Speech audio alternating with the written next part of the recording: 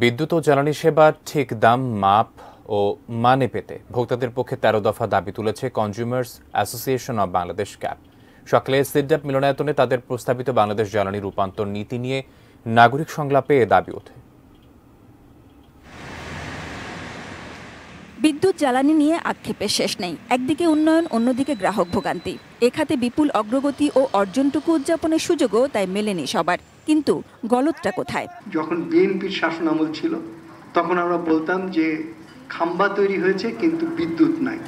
এখনকার আমলে আমরা আরেকটা সমন্বয়হীনতার কথা বলতে পারি, সেটা হলো বিদ্যুতের কারখানা আছে কিন্তু সঞ্চালন নাই, উৎপাদন নাই। বিশেষজ্ঞরা বলছেন বরাবর ভুল নীতি ও অদূরদর্শিতাই এই অবস্থার জন্য দায়ী। কাদায় পড়ে গেছে বাংলাদেশের এনার্জি সেক্টর, সব দিক থেকে পাওয়ার টাওয়ার এমন একটা অবস্থায় আছে। নীতির প্রথম জিনিসটাই হবে সেই কাদা থেকে বেরিয়ে আসা।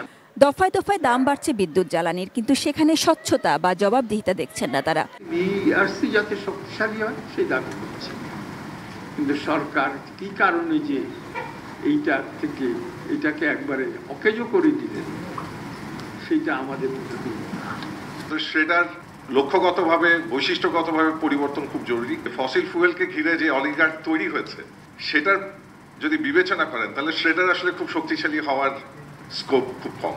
এলএনজি আমদানি চিন্তা বাদ দিয়ে দেশের মাটির নিচে গ্যাস অনুসন্ধানে মনোযোগী হতে বলছেন। চলে যাচ্ছি আমরা এলএনজির দিকে। যদি আমরা এটা রিকগনাইজ করি যে আমাদের নিজস্ব যে গ্যাস সম্পদটা আছে এটার পটেনশিয়ালিটি প্রচুর, এটাকে প্রপারলি ইনভেস্টিগেট করে এটাকেই কাজে লাগানো যায়। কাম্য জ্বালানি সরবরাহ নিশ্চিতে সব রকম উদ্যোগ না নিলে এ খাত বড় সংকটে পড়বে বলে সতর্ক করছেন। একজন জ্বালানি সচিব আর একটি এলপিজি সরবরাহ করে একটি প্রতিষ্ঠানের চেয়ারম্যান পদেও আসীন আছেন। দেখা যাচ্ছে পেট্রোবাংলাতে চাকরি করেছেন দীর্ঘদিন, ওনাকেই দেখা যাচ্ছে বিএসসি চেয়ারম্যান করে পাঠানো হলো। এই যে এত নির্লজ্জ পজিশনগুলো আমাদের সরকারের মধ্যে হতে পারে, এই জায়গাগুলোকে আমরা খুব ক্লিয়ারলি আইডেন্টিফাই করেছি। সরকারের দুর্নীতির অংশীদার হিসেবে যখন ব্যক্তি মালিকানা খাত এগিয়ে আসে, সেখানেও কার্যত কোনো প্রতিযোগিতার মাধ্যমে তার অংশগ্রহণ হয় না, হয় লেনদেন ও আতাতের মাধ্যমে। ফলে একচাটিয়া বাদের কোনো পরিবর্তন ঘটে না। Sajida Sweety, ATN news, Dhaka.